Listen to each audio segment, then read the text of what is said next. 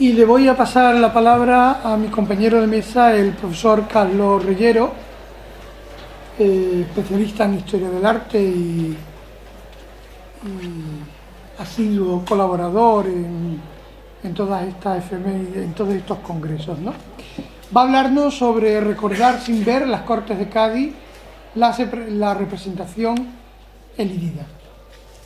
Tiene la palabra. Gracias, Alberto. Yo pido disculpas por ser tan pesado y venir asiduamente a estos congresos, pero me interesa muchísimo y me lo paso muy bien aquí y aprendo muchísimas cosas. Y aunque siga un camino inverso a otros, como acababa de comentar, pues mientras tenga algo que decir o crea que lo tenga, seguiré viniendo. Tengo que decir que el título de mi comunicación, y también le corregí a Fernando Durán cuando me escribió, es Las Cortes en Cádiz, que como especialista y filólogo no es lo mismo de Cádiz que en Cádiz. Porque precisamente la pregunta que yo me he hecho es ¿por qué realmente no hay representaciones de las Cortes en Cádiz? Porque el tema de las Cortes en Cádiz es un tema que no se configura como un tema de propaganda política en tiempos de las Cortes, y después, cuando se incorpora en el imaginario mítico del liberalismo, no se utiliza la referencia de Cádiz a pesar del nombre. Este es un poco el argumento que quiero aquí contar.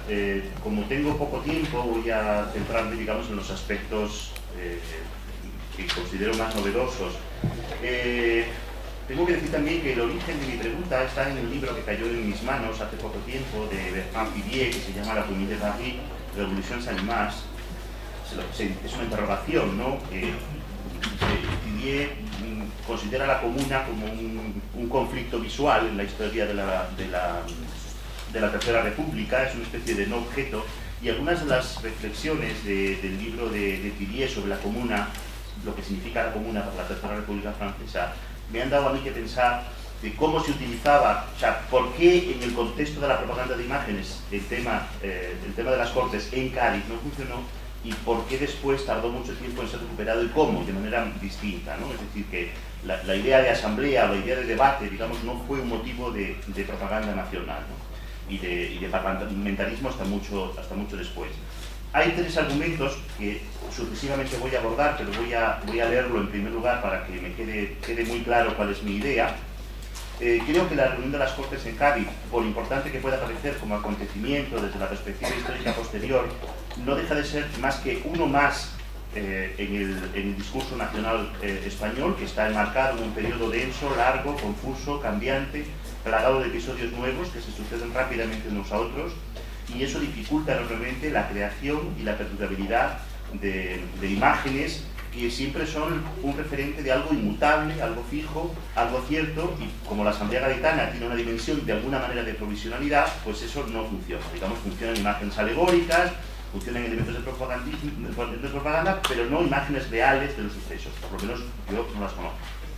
En segundo lugar, creo que los debates de las Cortes y su disposición, que es la principal, pero no la única, que es la Constitución, suponen también una realidad inenarrable en esencia. Es decir, es una realidad que no está cerrada, sino que está abierta. Es decir, esa idea de que se empieza una etapa y por lo tanto también eso dificulta la creación de una imagen concreta.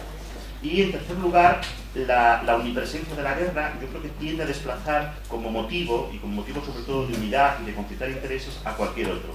Es decir, la violencia se impone siempre sobre el debate y por lo tanto la capacidad de conmover de incitar, digamos, se explora más a través de argumentos de guerra que a través de argumentos de debate parlamentario. Voy a comentar tres argumentos. El primero es una forma alegórica de fijar la historia vivida, ¿no? La presencia de Gálvez en la Academia de Cádiz en 1812. Lo que aquí hago realmente es relacionar dos datos que eran conocidos pero que yo creo que no se habían puesto en relación nunca, que por una parte es el concurso convocado por la Academia de Bellas Artes de Cádiz para proveer la plaza de director de pintura, cuyos datos documentales se conocen, que se propuso el siguiente tema: la España oprimida por el despotismo y próxima a ser entregada al tirano cobra aliento al ver que el patriotismo jura defenderla arrostrando por todos los peligros. Ese es el tema propuesto, el documento se conoce y está publicado, se informa a las Cortes el 21 de diciembre de 1811, en fin, hay todo un proceso de control de ese concurso para pintar ese tema, ¿no? La plaza se otorgó el 3 de agosto de 1812 a Manuel Roca, que es un pintor que no conocemos, que ganó por 12 votos, la obra parece ser que está perdida, y en segundo lugar quedó Juan Gálvez con 6 votos. Conocíamos la descripción del cuadro de Juan Gálvez, pero lo que no se había relacionado era con esas imágenes, ¿no? A la izquierda está un dibujo que pertenece a las colecciones de la Biblioteca Nacional, que está atribuido a Rafael de Geo, y que no recuerdo ahora qué título tiene, un título, no recuerdo, un título muy confuso, porque realmente no, claro, cuando no se sabe que representa eso, pues uno puede imaginarse en ese tema muchas cosas, pero no es de Rafael de Geo, y tampoco es de esa fecha posterior donde lo considera Barcia. Y el otro es un cuadro atribuido solo a Juan Gálvez, que es el que quedó en segundo lugar de ese concurso, que ha publicado recientemente José Luis Díez, que se llama Alegoría de la usurpación del trono de Fernando VII. Es decir, ese es el título que él le da. Es decir, él conoce ese cuadro, esto parece Juan Gálvez, y ese es el título. Pero yo ya digo que pongo en relación dibujo, cuadro y texto de Juan Gálvez, ¿no? Me parece muy interesante la descripción que hace, él se explica a sí mismo cuando se presenta al concurso. Ese texto se conoce, voy a leerlo rápidamente, digamos, para explicar el cuadro. Merecería más atención, pero en fin, como no tengo mucho tiempo, solamente lo doy aquí a conocer. Dice Gálvez, entre comillas, se ha figurado a la España bajo la figura de una matrona noblemente bella. Aunque habla de matrona, yo creo que la figura, en la línea de lo que venimos hablando, es la figura de una doncella joven que sufre las consecuencias, es decir, que tiene cuerpo, que parece, que siente, a diferencia de la tradicional representación de la monarquía hispánica, ¿no? Por lo tanto, la figura central, lo primero que dice Gálvez es eso: se ha figurado a la España bajo la figura de una matrona noblemente bella. Es decir, lo esencial del cuadro, por lo tanto, es esa figura femenina. Eso es lo que a él le interesa, ¿no? Aparece sin los atributos tradicionales de la monarquía española, que es un elemento también importante. Se añade Gálvez, que una desfavorida del trono de donde intenta arrojarle el tirano. Es una manera también alegórica de aludir a que en realidad salió de la capital fue la regencia, él convocó las Cortes, y por lo tanto podemos decir que España es una metáfora de las Cortes como depositaria de la soberanía nacional. Sigue Gálvez: el tirano ambicioso y perseguido de sus feroces soldados, que es esta figura, es una personificación genérica del ejército francés sin nombrarlo, pero no de Napoleón ni de su hermano José, aunque evidentemente la usurpación remite explícitamente a José, ¿no? Sigue el texto de Gálvez: las cadenas con que la tenía esclavizada el despotismo están ya rotas, pero todavía no está libre enteramente, es decir, se habla de un proceso, y sus brazos retienen parte de las ligaduras. Detrás del trono está el despotismo, convidando al tirano a que le ocupe, el cual ya va a apoderarse del objeto de su ambición. Se para sorprendido y colérico. Aquí encuentro yo que cabe una doble lectura. Por un lado, yo creo que hay una evidente identificación del despotismo con la invasión francesa, que es una asociación habitual, y luego de las ligaduras con la guerra en curso. Pero por otro lado, también el hecho de que Gálvez haya representado el despotismo con la figura de un anciano, se supone que es esa figura que está detrás, invita a pensar que también la liberación de esas ligaduras tiene un contenido político. Es decir, por una parte es la guerra del enemigo exterior, pero por otra parte tiene un cierto sentido político, ¿no? Luego explica el texto lo que hay representado en el ángulo inferior izquierdo del cuadro. A la parte del tirano, debajo del solio, están en el suelo los vicios que acompañan la tiranía, representados por varias figuras desapacibles y furiosas por acabárseles su imperio. Es decir, son los términos habituales con los que el liberalismo demoniza siempre el antiguo régimen. El agente liberador de todo ese discurso es el patriotismo, el amor patrio, que siempre es la figura de un adolescente, que es esta figura que está aquí, ¿no? Un joven, bello, vehemente y robusto, dice el texto, que da apoyo a la afligida matrona, es decir, se salva porque está el patriotismo para salvar. Hay esa relación, el amor patriótico, que es siempre una figura de un adolescente bello masculino, y la figura de la doncella femenina. Y jura arrostrar todos los peligros por defenderla. La religión, que está detrás, acompaña el patriotismo.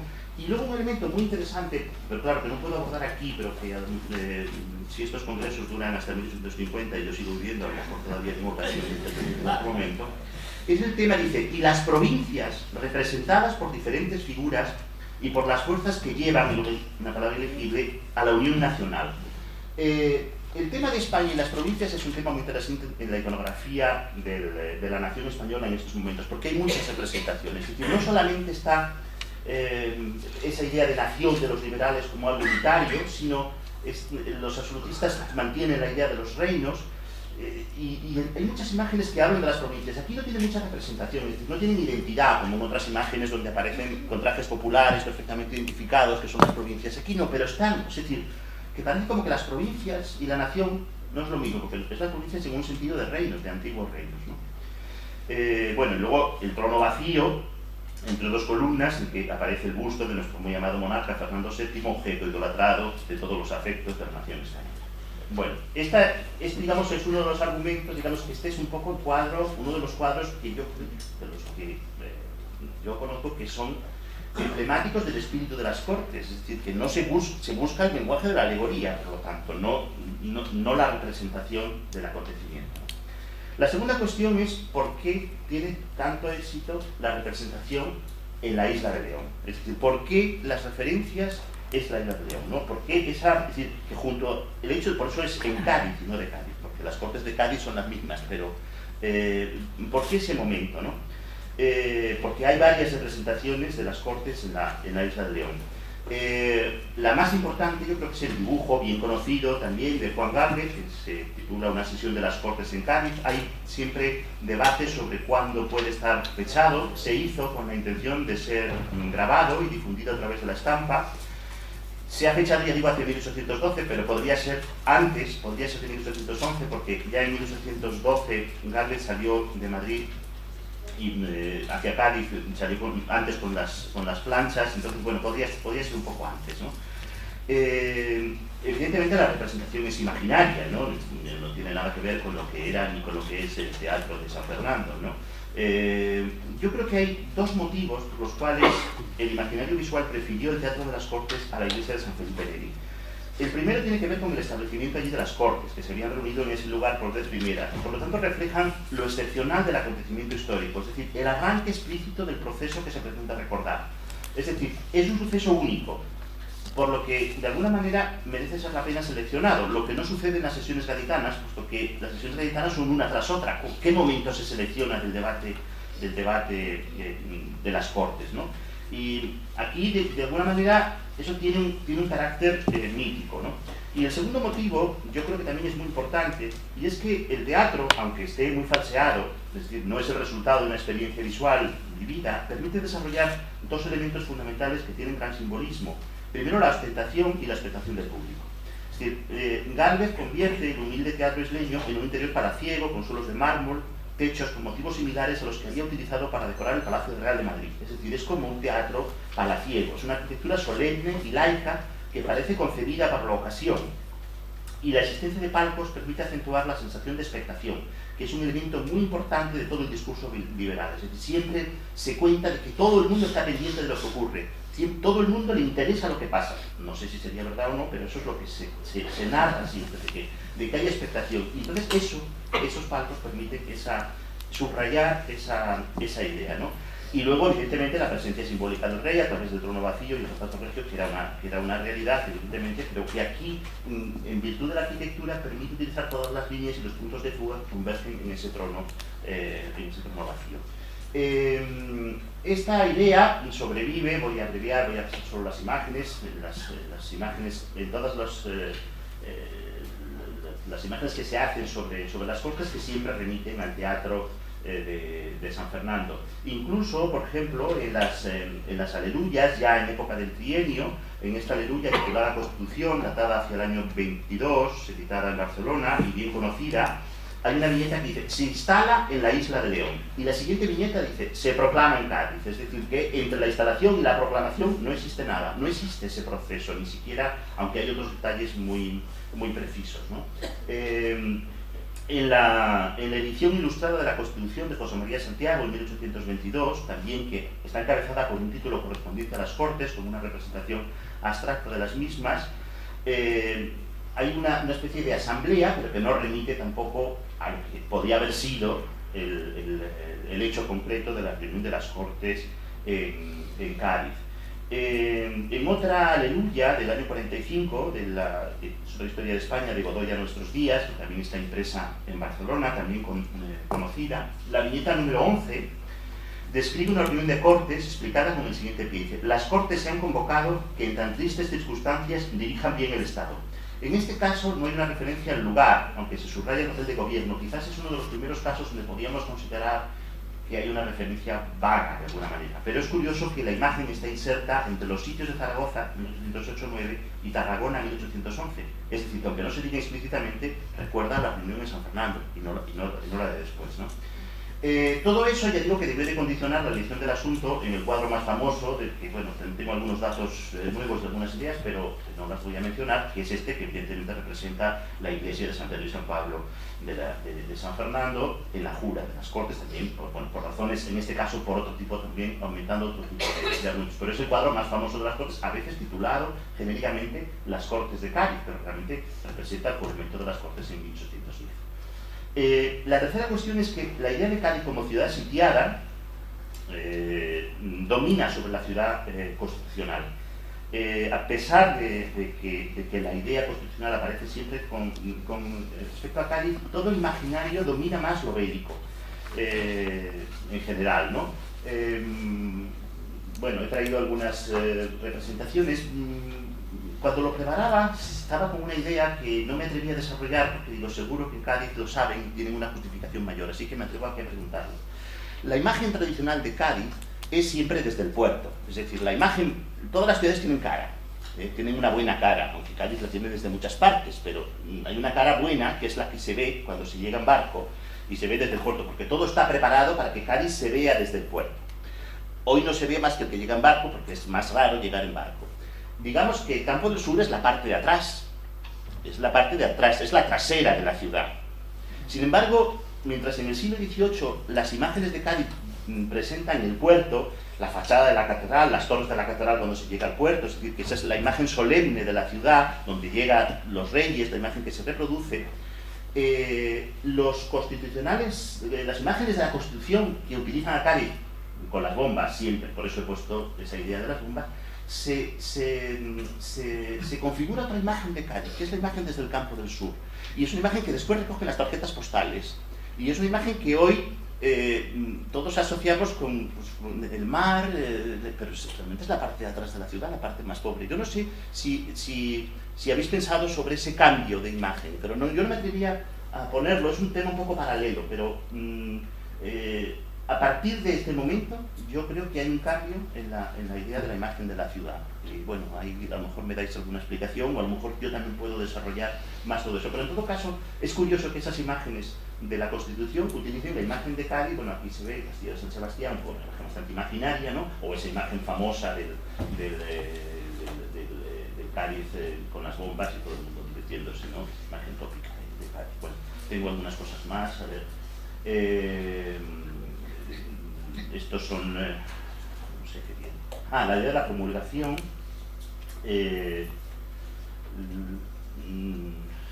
La promulgación es finalmente el tema que triunfa. A ver si...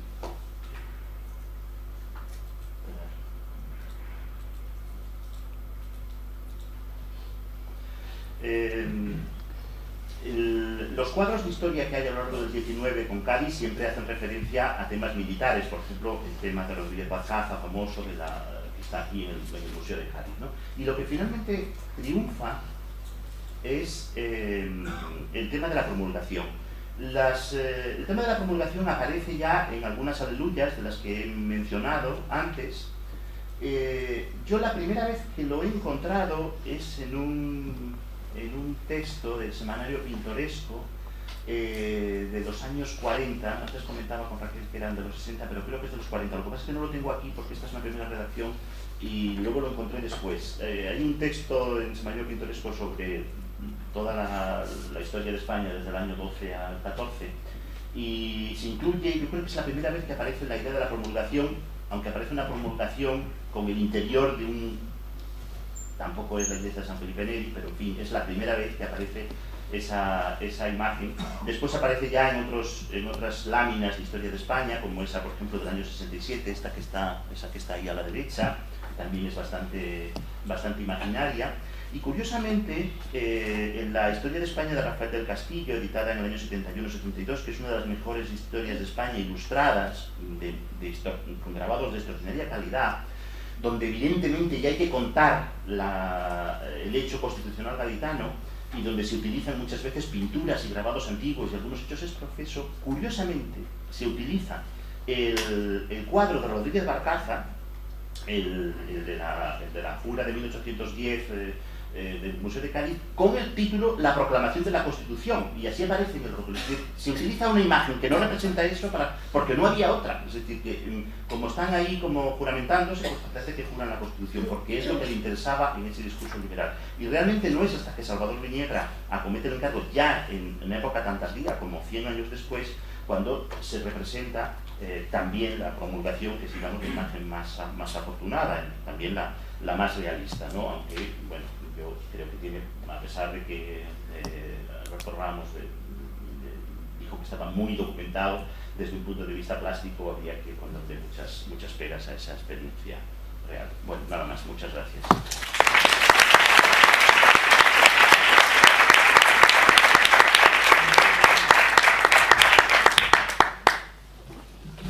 Bueno, ya tenemos temas para un curso de verano para el año que viene. Bien, muchas gracias.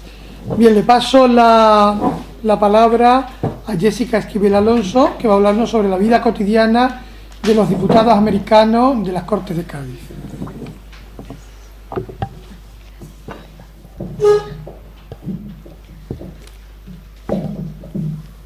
Gracias.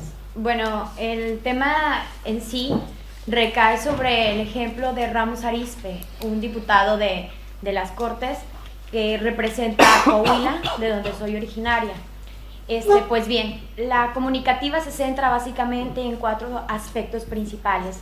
El primero es contextualizar la posición de los diputados americanos en Cádiz, adoptando posiciones como estudios sobre el alojamiento, sobre el tránsito de un continente a otro, etc. El segundo estriba en el reconocimiento de esas pugnas que buscaban los diputados, haciendo énfasis en figuras jurídicas que tienen trascendencia para la construcción del constitucionalismo mexicano, como lo es el federalismo, la soberanía y la representación. Y el tercer punto sería básicamente estudiar un poquito lo que es el personaje de Ramos Arizpe. Pues bien, en este contexto en donde Cádiz se encontraba inmerso en una crisis económica, en una epidemia de cólera, los diputados americanos tenían que llegar a Cádiz y atravesar el Atlántico en un viaje azaroso que iba de 3 a 6 meses aproximadamente. Este viaje implicaba, como un viaje ordinario transatlántico, pues buscar un lugar en donde alojarse, y justamente, bueno, estos diputados daban la impresión de que no contaban con suficientes recursos económicos, muchos de ellos. ¿Por qué me atrevo a decir lo siguiente? Pues bien, porque no tenían criados, o bien no iban acompañados de alguna persona de servicio. E incluso hay algunos autores se atreven a afirmar que había algunos pactos con comerciantes que se encontraban aquí en Cádiz, que les brindaban hospedaje, comerciantes que generalmente correspondían o atendían a cuestiones de vínculos geográficos. Por ejemplo, había algunos diputados como Manuel Llano, que se hospedaba en la casa de Manuel Micheo, que era un comerciante guatemalteco de una posición acomodada que le brindaba hospedaje. Pero pues no todos los diputados llegaban en esas condiciones. Algunos llegaban a conventos, otros buscaban algunas posadas para buscar una cierta independencia. Entonces este es un dato que a mi gusto refleja las condiciones de desigualdad económicas entre algunos diputados. Por otro lado, bueno, ya el trabajo dentro de las sesiones hacía parecer que estos diputados americanos, si bien no eran un bloque plenamente constituido, tenían ciertos vínculos de posicionamiento ideológico que respondían básicamente a dos corrientes: a una corriente naturalista que se engendraba en aquellas ideas francesas, alemanas, germánicas, y otra de la escolástica novohispana. Estas convergían en el desacuerdo con este mantenimiento de España sobre los territorios americanos. Pues bien, este es un apartado. El otro es sobre la representación. Justamente esta representación no correspondía a las cuestiones geográficas y de población en América, es decir, había una evidencia de que estos diputados no tenían una representación real, una aproximación de aquellos americanos que representaban, pues decía que era de 15,000 a 16,000 millones de americanos, y eran, por ejemplo, de la Nueva España, 29 diputados los que hacían presencia. 6 millones de estos eran indios, otros 6 millones de ascendencia africana, y el resto, bueno, eran blancos entre criollos y españoles. Entonces realmente la representación era desproporcionada. Estos fueron algunos de los argumentos que más tarde Ramos Arizpe rescataría para la construcción del proyecto de 1823, con vistas a la Constitución de 1824. Bueno, esta problemática y este reclamo de igualdad era una demanda constante, mientras que los diputados españoles marginaban esta demanda, ya que para ellos lo importante, bueno, pues era la guerra, la derogación del régimen señorial y la Constitución, propiamente la redacción de la Constitución. En este entonces ya había algunas voces que proclamaban por una incipiente soberanía, en donde decían que era necesario una representación del pueblo y una representación real. Pues bien, nos centramos ya básicamente en Ramos Arizpe. Ramos Arizpe es uno de los principales personajes coahuilenses destacados. Entre otros personajes podemos citar a Francisco Madero, que destaca en la Revolución de 1910 con el lema de sufragio efectivo, no reelección. Posteriormente, Venustiano Carranza, que es el barón de Cuatro Ciénegas, quien redacta la Constitución de 1917. Sin embargo, el antecesor, bueno, pues Ramos Arizpe, se desenvuelve en una ciudad poco generosa. ¿Por qué poco generosa? Pues bien, porque es una ciudad desértica, es una ciudad que geográficamente está ubicada en el centro de México, en el centro norte de México, en donde la flora y fauna es muy adversa, ya que incluso es originario de Coahuila, de una ciudad llamada San Nicolás en ese entonces. Posteriormente, en su honor, se llama ahora ciudad de Ramos Arizpe, en donde Coahuila significa tierra de serpientes que vuelan. Entonces ya se podrán imaginar cómo están las condiciones geográficas. También, bueno, esta ciudad llegaron en principio grupos indígenas como los irritilas, los tobosos, los coahuiltecos, de ahí el nombre de Coahuila. Todas estas cuestiones geográficas e históricas son rescatadas por Ramos Arizpe en un documento donde hace un diagnóstico sobre las provincias del Oriente. Esto en atención al debate que se armaba en los parlamentos de las Cortes de Cádiz, donde ellos pugnaban por una mayor representación, y el primer argumento de estos diputados era, pues desconocemos realmente la situación que guardan estas provincias. Entonces, a modo de estudio, Ramos Arizpe hace un esquema sobre las cuestiones geográficas, de producción, climáticas, etcétera, en donde trata de hacer una radiografía de qué era lo que estaba pasando en las provincias. ¿En cuáles provincias? Pues viene en las de los territorios que actualmente ocupa Nuevo León, Coahuila y Texas. Bueno, hablamos de la ciudad de Ramos Arizpe, donde nació.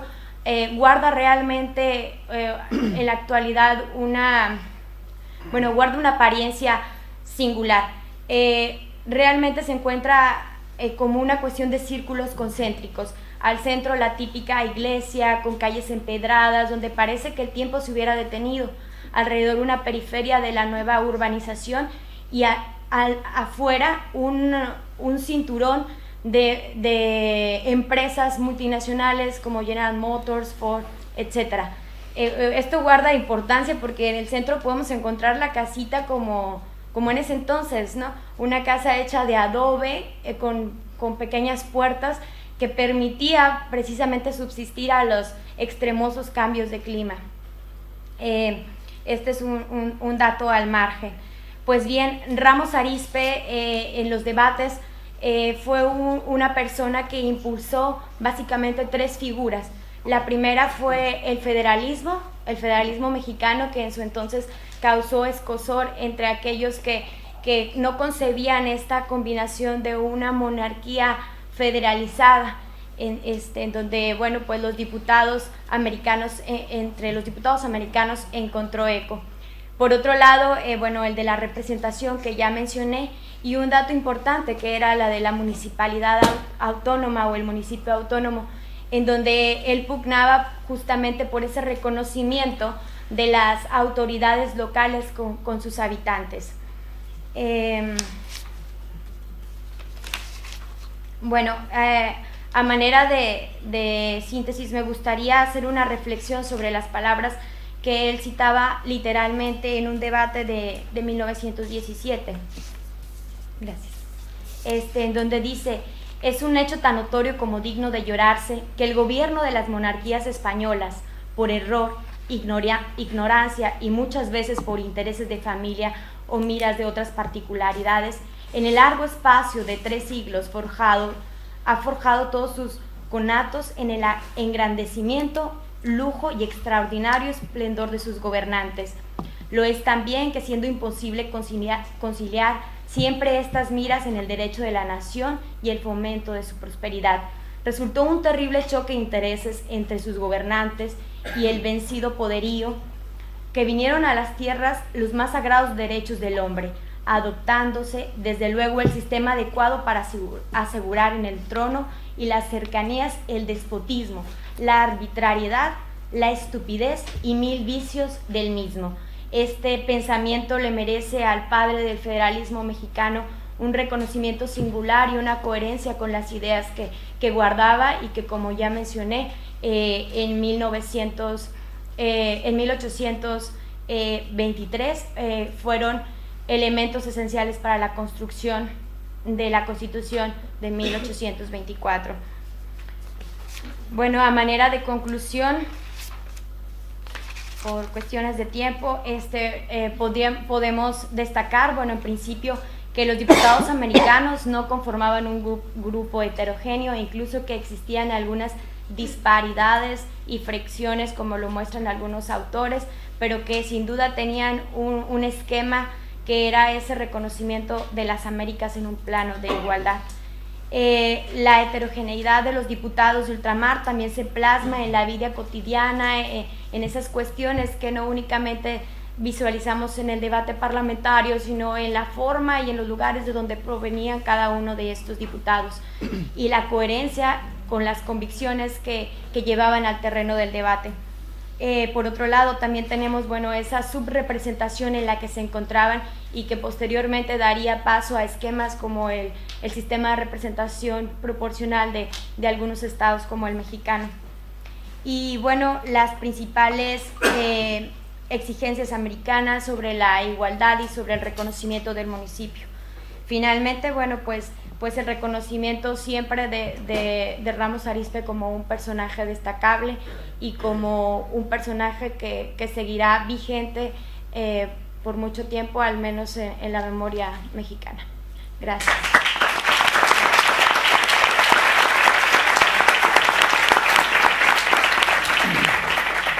Sí, muchas gracias. Tiene la palabra Francisco Javier San Juan Andrés, que va a hablarnos sobre el Cádiz de las Cortes a través de la obra de Ramón Solís, un acercamiento a la vida cotidiana.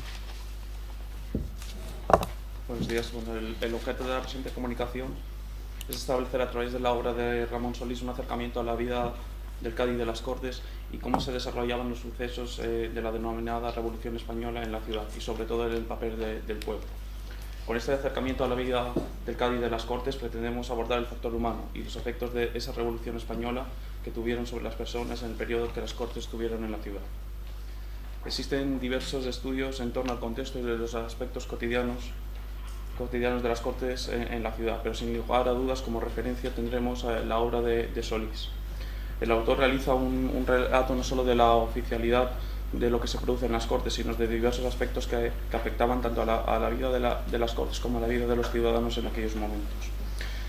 Podríamos decir que es una visión amplia y con gran cantidad de detalles que un poco nos sirve como un instrumento para conocer el contexto de la ciudad en la que se generó el primer texto constitucional español. Si analizamos la obra podemos ver de ella que es una obra con muchísima rigurosidad que denota muchísimas referencias incluso en sus ediciones abreviadas. Realiza una descripción de la ciudad con muchísimo detalle y exactitud, destacando elementos esenciales de la ciudad como podría ser sus murallas y el mar, dos elementos presentes a lo largo de la historia en la ciudad. De otros elementos y dependencias que existían en aquellos momentos en la ciudad destaca la descripción que hace del trazado urbano, de esos paseos, conventos, las casas e incluso entrando a detalle en las residencias privadas de los gaditanos más ilustres. Se puede decir que durante la etapa más complicada de la Revolución Española, en ese momento con el sitio Josefino era mayor, la ciudad, las gentes seguían viviendo, podríamos decir, como ya se ha dicho anteriormente, con cierta normalidad. Aunque no escaseaba el trabajo ni los víveres, la luminosidad de la ciudad ayudaba a hacer frente a aquellos días duros de hostilidades por parte del bando francés. En este sentido cabe reseñar que Cádiz no era una ciudad menos encantadora en aquellos momentos. Cádiz ha sido encantadora desde hace siglos. Fue una ciudad donde se empezó a fraguar la España moderna. Describir aquellos años de la Revolución Española es en un espacio geográfico concreto y político extraordinario, que se convirtió primero en la isla de León y luego Cádiz. La ciudad se percató del momento histórico, de ese viento de cambio que advertía a los finales del siglo XVIII e inicios del XIX en el viejo continente. No es baladí la celebración, como he dicho, en este espacio geográfico concreto. Era la única parte del territorio peninsular español que se encontraba fuera del dominio francés. Aunque tuvo que resistir, no podemos olvidar las embestidas bélicas galas, y como se deduce de las páginas de Solís y otros estudios, la vida en la ciudad seguía con esa cierta normalidad. Menéndez Pelayo afirmaría que lo que salvó a España de aquel trance fueron las minorías ilustradas que culminaron en las Cortes de Cádiz. En cuanto a este comentario, podríamos hacerle alguna valoración con respecto, bueno, él hablaba de minorías, pero tenemos que conocer el espacio que ocupa Cádiz y un poco de los estudios de Solís y otros. Podemos advertir que en aquellos tiempos Cádiz era un hervidero de personas que habían venido desde España ilustradas. Sobre todo había un perfil joven de esta gente que había llegado, y eso también pues, conllevó algunos problemas en la ciudad, como podían ser los que han mencionado del alojamiento. ¿Cómo era la vida de los diputados? En primer lugar, cabe destacar que ha existido una cierta dificultad a la hora de establecer con exactitud cómo llegaron los diputados a la isla de León. Pero afortunadamente a lo largo de estos últimos años hemos visto estudios y análisis en concreto de grupos de diputados que un poco han desvelado nuevas respuestas en esta cuestión. Podemos afirmar que los diputados eran hombres sin excesiva repercusión social. Sin embargo, fueron recibidos por muchísimos intelectuales jóvenes provenientes del territorio español, debido sobre todo a la ocupación francesa, y con gran entusiasmo por los pueblos, tanto en primer lugar en la isla de León como luego en Cádiz. El 24 de septiembre juran en la iglesia mayor en la isla de León, para después constituirse en el teatro de la ciudad. Pero bueno, desde esos primeros momentos ya empiezan las dificultades y ahí apreciamos algunas cuestiones como son desde la regencia, que intentaba desacreditar un poco a los diputados. En cuanto a la composición, tenemos que apreciar el papel que jugaba la Iglesia en esos momentos. No podemos olvidar un poco su influencia sociológica en aquellos momentos. El peso de la Iglesia era fundamental ya no solo por la parte de los obispos, sino sobre todo por el papel de esos sacerdotes a nivel de los pueblos, como incluso se puede decir que eran el representante más fiel del pueblo. Eso un poco denota un poco el papel que jugaba en aquel momento la Iglesia. Incluso dentro de este grupo de párrocos podemos ver algunos elementos reformistas que después tienen su trascendencia en las Cortes. Esta descripción un poco de la composición socioprofesional o laboral de las Cortes la podemos seguir ahondando y vemos que le siguen mayor número abogados que generalmente pues, ejercían labores en la jurisdicción o judicatura y en el ejército. También encontrábamos otro tipo de representantes liberales, escritores, comerciantes e incluso antiguos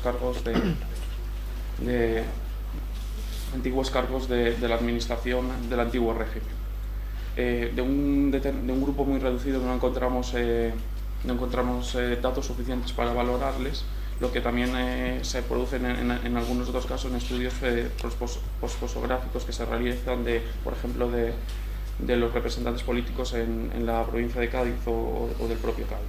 La edad media era unos 45 años y bueno, por lo que podemos comentar un poco por la elección de los diputados en la ciudad, todos los actos que tenían por la circunscripción de Cádiz, todos los actos tenían como un protocolo bastante lucido y también tenía su significación. De este proceso podemos destacar las procesiones que se realizaron los días posteriores a una misa en la catedral, antes de la elección de los diputados, o también el aspecto de publicidad que se le quiere dotar cuando en el Hospital de Mujeres los diputados,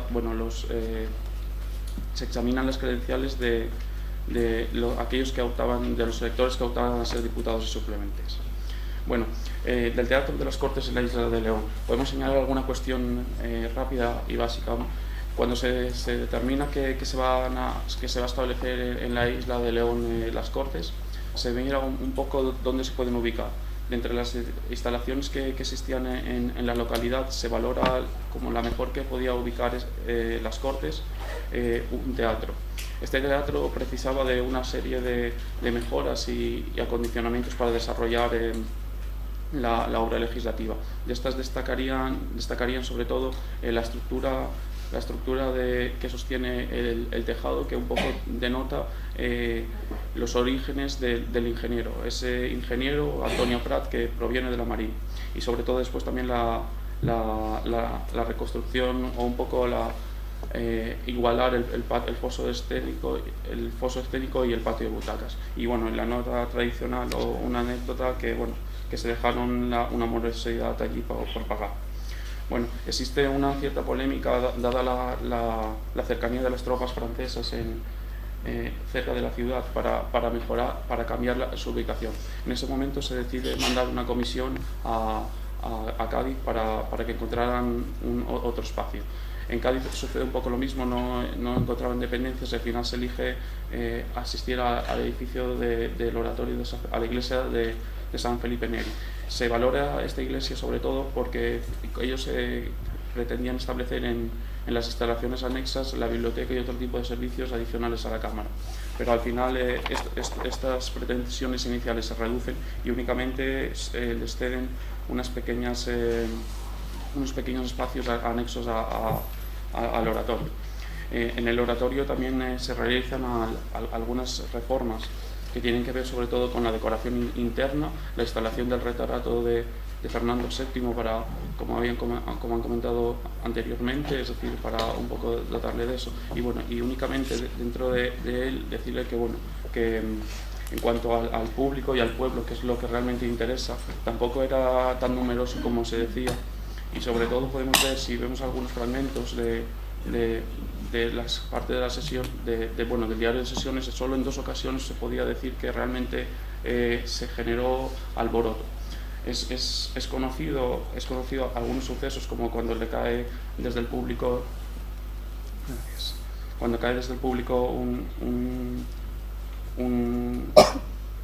un barrote sobre uno de los diputados, y entonces se prohíbe que se entre en capas y demás. Bueno, de esta visión que se tiene un poco del pueblo de Cádiz como realmente, o de la gente que asistía a las Cortes como alborotadores, yo considero, igual que algunos autores han propugnado, que no era realmente así. Realmente podía haber algunos alborotadores, pero estos eran los mínimos. Se conoce a algunos asalariados como el Cojo de Málaga, pero realmente tendríamos que ir más a por las posturas como Capmany, que con la conversación con diplomáticos ingleses, en las cuales se está orgulloso el diplomático inglés de cómo sería la democracia, o cómo sería su parlamento, igual como el nuestro. Y bueno, y para finalizar, únicamente decirle que sí que en un momento, tanto los diputados como el propio pueblo de Cádiz fue un poco adverso con la situación, y en ese momento podían ser dos. Uno, primeramente, cuando existe una cierta adversión hacia el diputado Juan Pablo Valientes, sobre todo porque por sus ideas un poco antirreformistas y un poco partidarios de sus bienes, por sus relaciones con La Habana, y sobre todo porque él fue, se dice, uno de los principales que introdujo o llevó aquí a Cádiz la fiebre amarilla. Y la otra es cuando en las Cortes se llega ya a plantear la posibilidad del traslado a Madrid, porque por una parte suponía la desaparición de las Cortes en la ciudad, pero sobre todo lo que suponía era una desaparición de las obras, de la propia obra de las Cortes.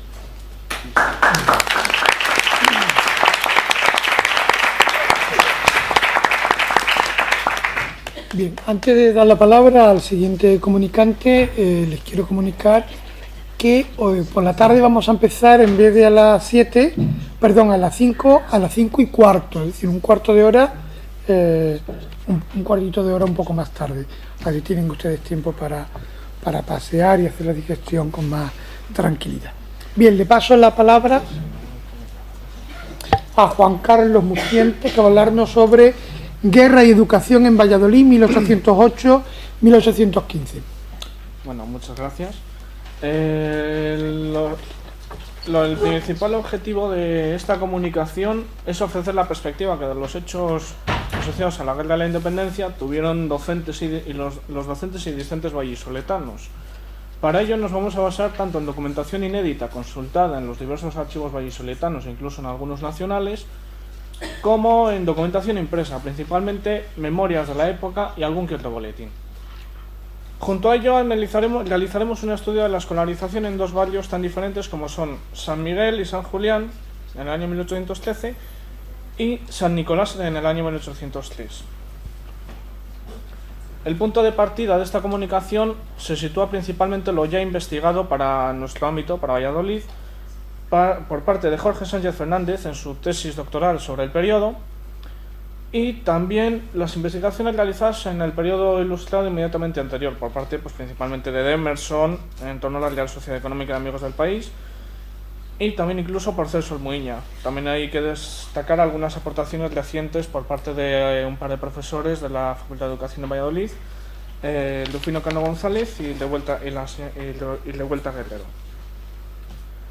El punto de partida de la situación inicial en cuanto a la escolarización la podemos resumir en 3 puntos.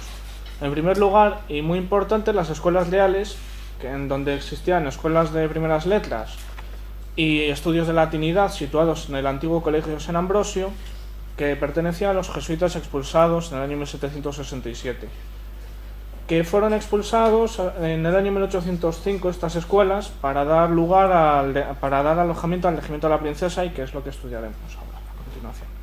El segundo ámbito muy importante es la Real Sociedad Económica de Amigos del País, fundada en 1783 y que, haciendo honor a su lema Disipando Ilustra, mantenía varias escuelas de primeras letras y de niñas en la ciudad. En 1807 había 3 de cada una. Todas estas escuelas recibían alguna subvención para mantener a alumnos pobres.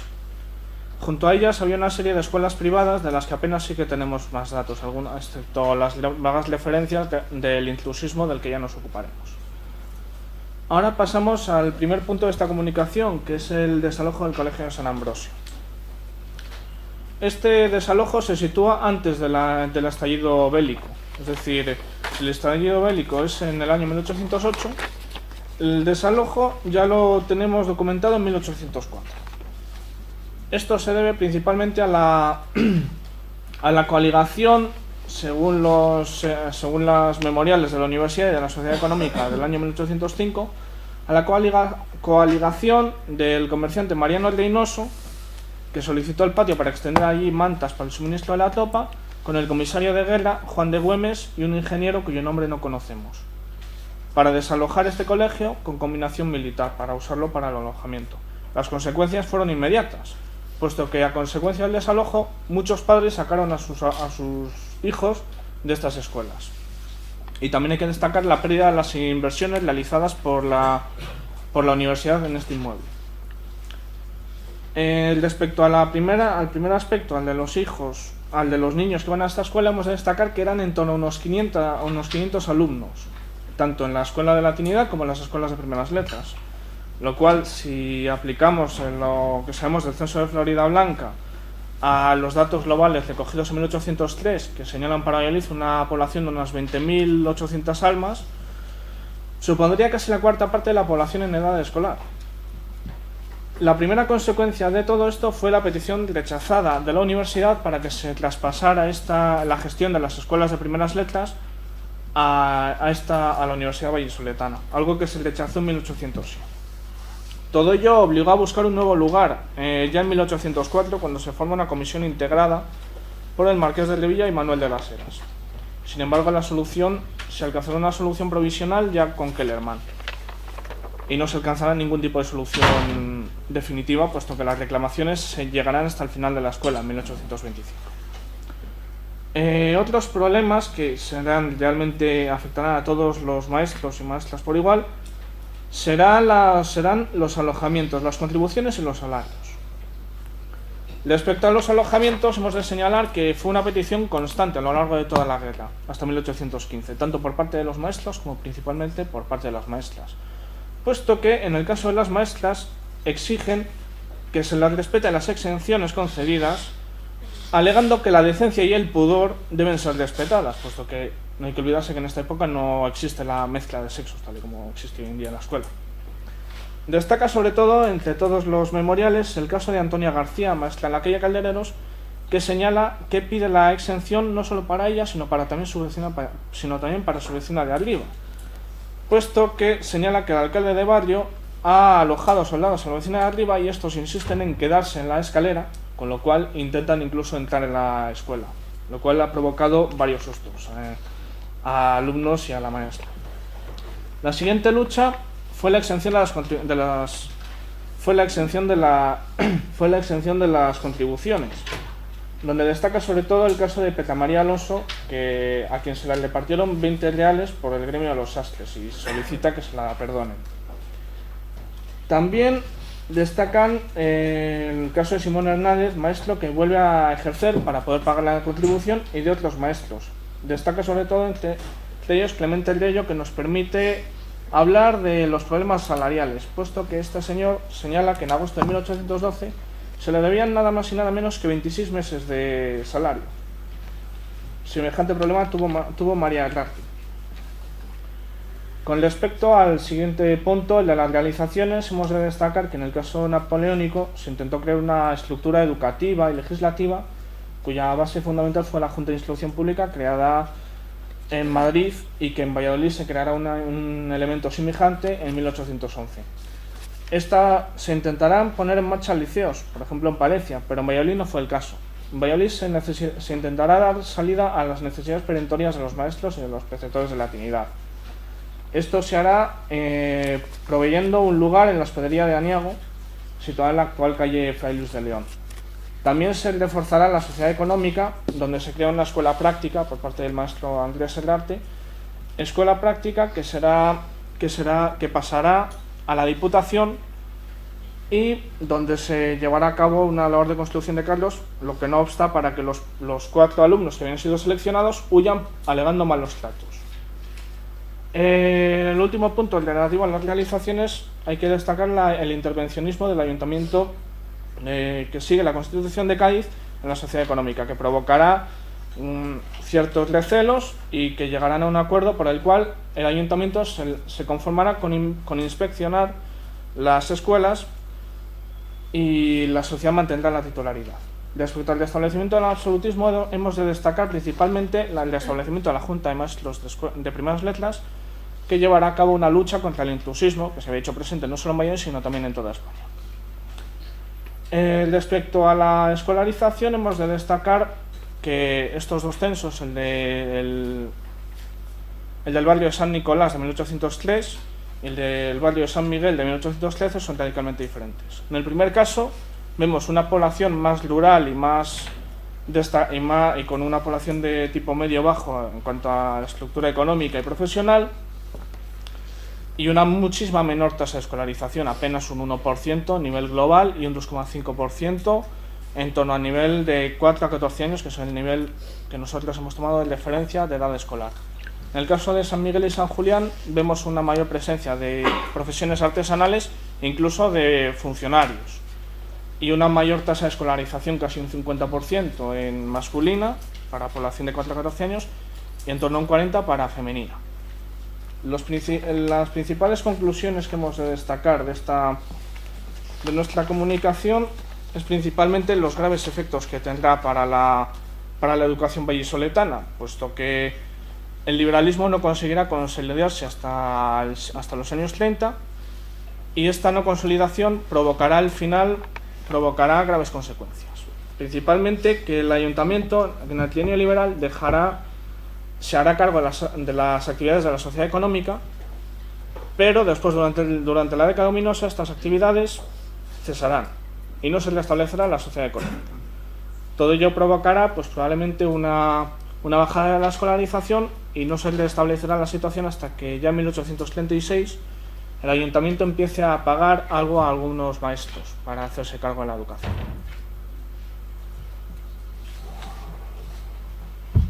Y respecto a la realidad escolar de los dos barrios, hemos de destacar las diferencias tanto en los dos barrios, tanto en la situación económica como en la propia situación escolar.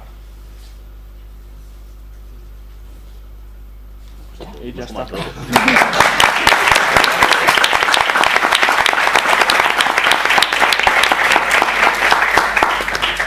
Bien, para cerrar la sesión de comunicaciones tiene la palabra Elena Almeida Molina, que va a hablarnos sobre Jovellanos o el reformismo tradicionalista, visión de la guerra de la independencia en las cartas a los Holland.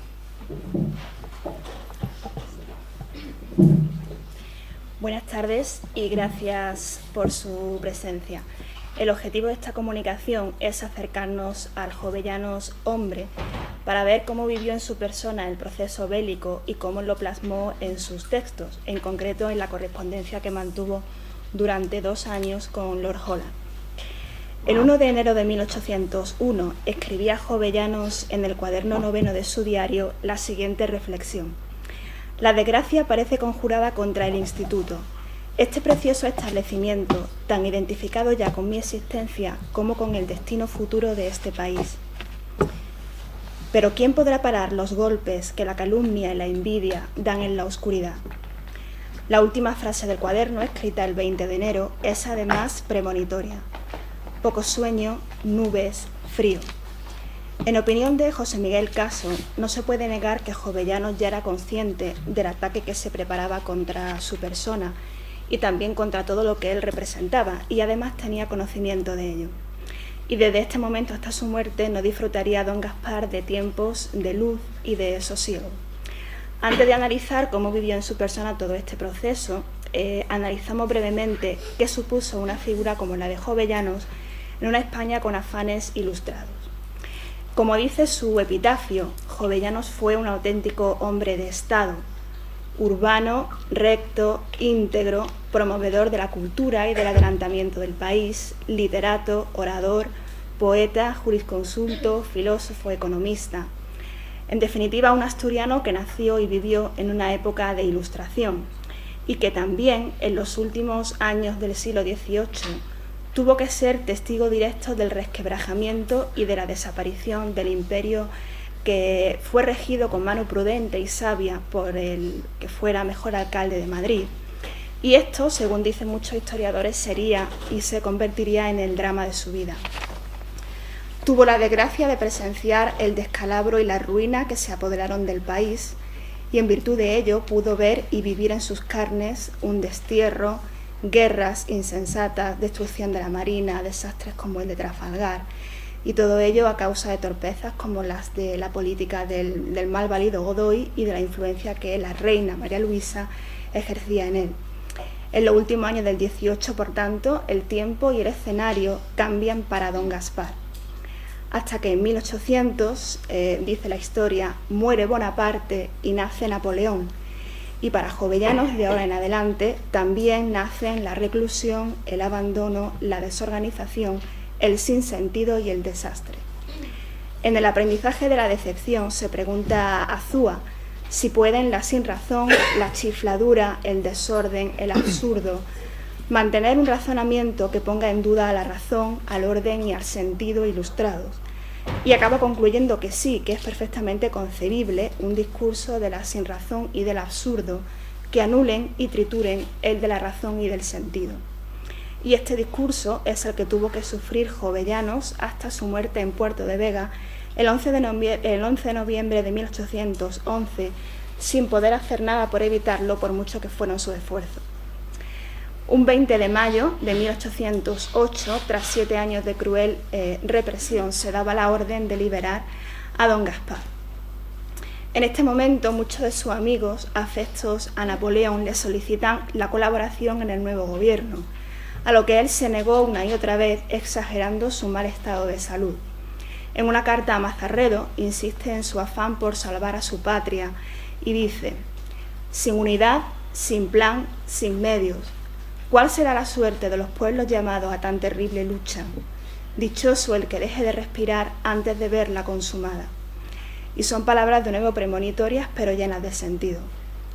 Lo cierto es que, aunque es pesimista, Jovellanos en cuanto al éxito de los sublevados, no los condena porque en definitiva estaba con ellos. En este punto se ha hablado mucho del llamado giro de Jovellanos, porque como buen patriota y buen ilustrado, comprendió que Napoleón no representaba la Ilustración, sino todo lo contrario, y porque como otros era progresista, comprendió también que había que rebelarse contra la tiranía, contra la propaganda manida, contra el progresismo oficial, y volvió la mirada hacia su pueblo en un acto noble que dejó claro su comprensión de que Ilustración y patriotismo no tenían por qué estar enfrentados.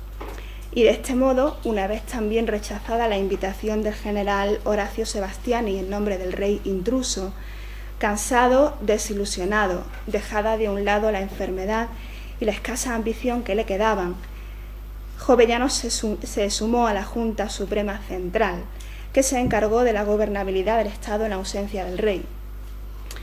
En estos últimos años de su vida fue un apoyo fundamental la figura del tercer Lord Holland, con quien, a pesar de una notable diferencia de edad, le unirá una profunda y sincera amistad, desde que se conocieran en Gijón en el año 93. El Lord inglés tenía a España por su segunda patria, hasta el punto de confesar que muchos de sus compatriotas ingleses y él mismo lo tildaron en más de una ocasión de españolado. Entre agosto de 1809 y agosto de 1811, ambos amigos se cruzaron una copiosa correspondencia que se convierte desde sus comienzos en un documento de incalculable valor para conocer los avatares y las inquietudes de los dos personajes en torno a la guerra. Y también es obvio que el testimonio de Lord Holland ayuda a comprender más nítidamente el proceso de formación del liberalismo español que se consagró en aquellos años. Holland escribió por primera vez a Jovellanos en los primeros días de septiembre de 1808 para darle cuenta de una carta que había escrito a Lord Nelson, refiriéndole la injusta prisión de que estaba siendo víctima su amigo.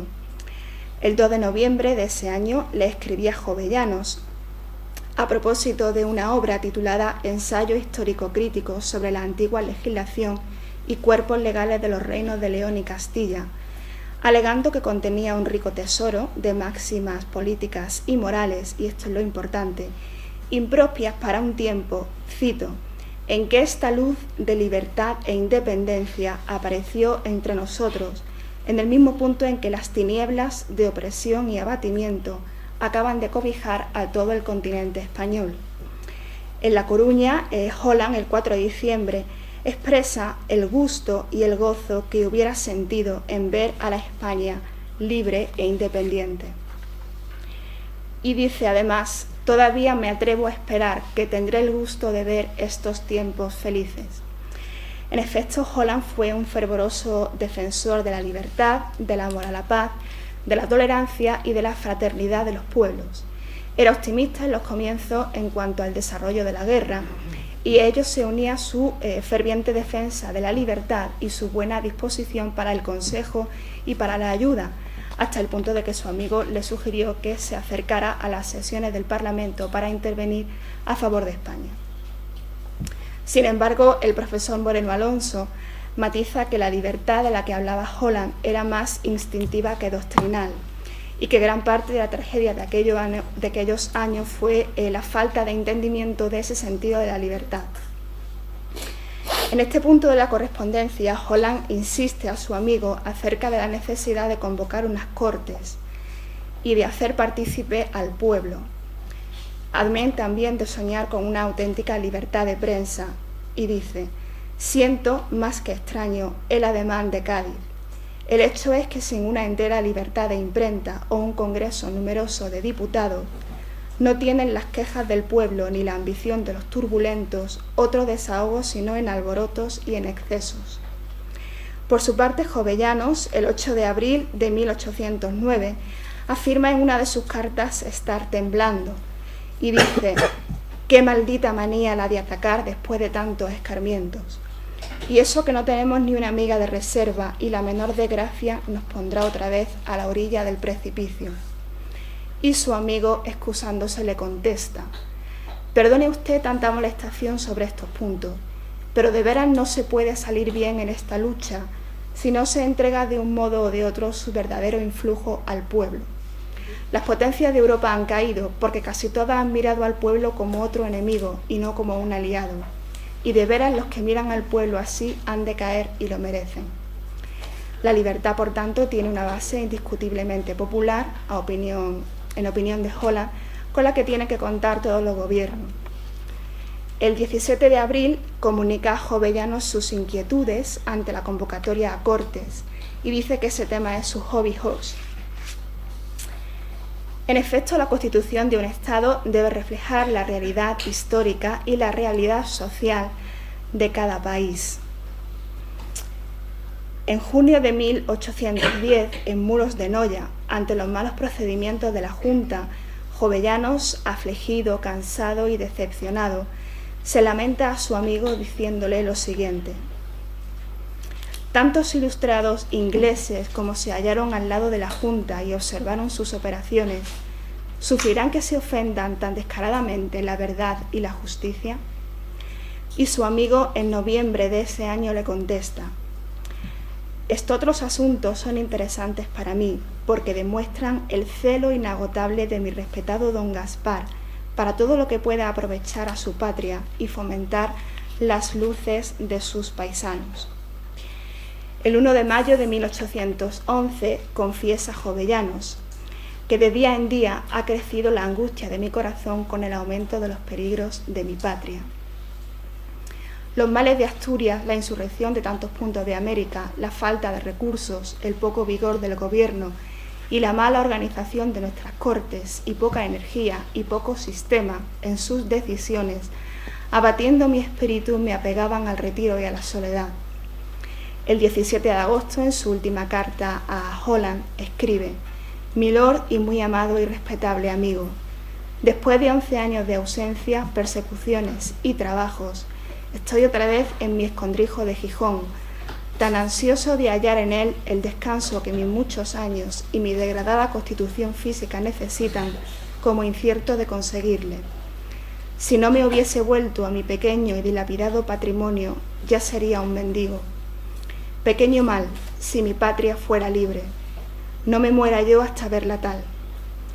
Y lo cierto es que Jovellanos murió antes de ver a España libre, antes de ver los apéndices y las notas en letras de molde de su memoria en defensa de la Junta, desbordado, incomprendido, enfermo, delirante, sin libros, sin hogar y sin patria.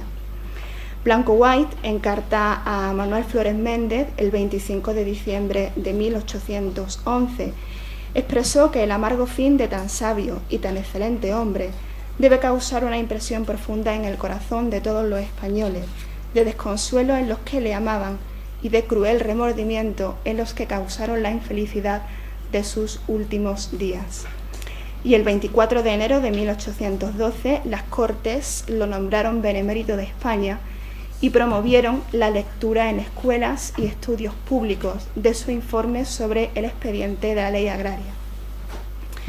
Bien, hasta aquí muy brevemente el hombre, los hechos y la historia.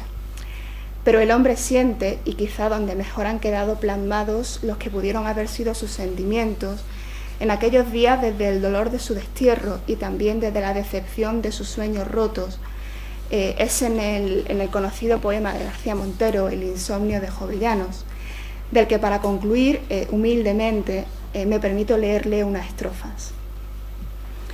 Prisionero y enfermo, derrotado, lloro la ausencia de mi patria, de mis pocos amigos y de todo lo que amaba el corazón.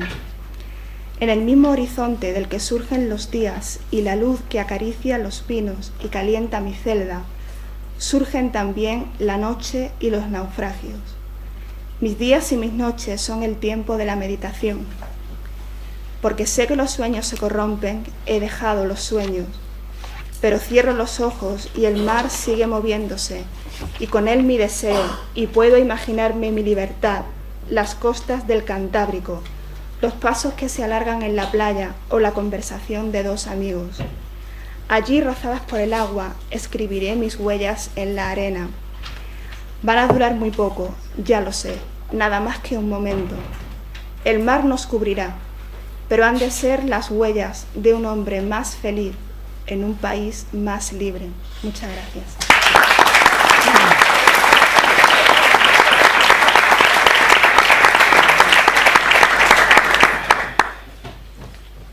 Bien, bueno, aunque con un tono un poco espartano, ruego que me perdonéis, pero los tiempos para que esto fuera fluido pues era necesario.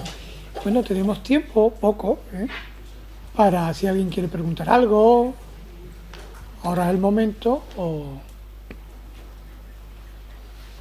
Bueno, puesto que no hay ninguna intervención, levantamos la sesión, pero recuerdo que esta tarde empezamos un cuartito de hora más tarde, a las 5:15. Venga.